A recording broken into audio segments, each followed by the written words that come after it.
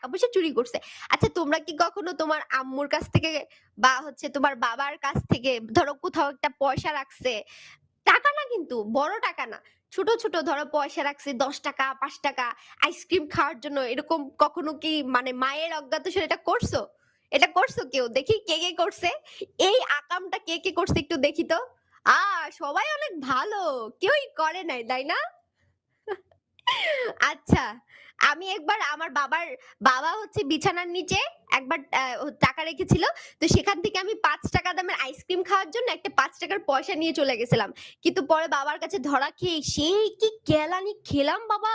এই ৳৫ র জন্য বাবা এমন তমান কেলাইছে আমাকে। কেলানি মানে বুঝো, প্রচুর মাইর দিছে। বাবা বলছিল যে, "তুমি আমার কাছ থেকে বলে নিবা যে আমার আইসক্রিম খেতে মন চাইছে। কিন্তু তুমি কেন এটা আমাকে না বলে নিবা? এই না বলে নেওয়াটা যে চুরি করা সেটা তখনই বাবা বুঝিয়ে দিয়েছিল। যে না বলে কোন জিনিস নেওয়া মানে সেটা চুরি করা। তো বেধড়ক কেলান কেলাইছিল আমার বাবা এই ৳৫ র আইসক্রিমের জন্য। ওহ! সে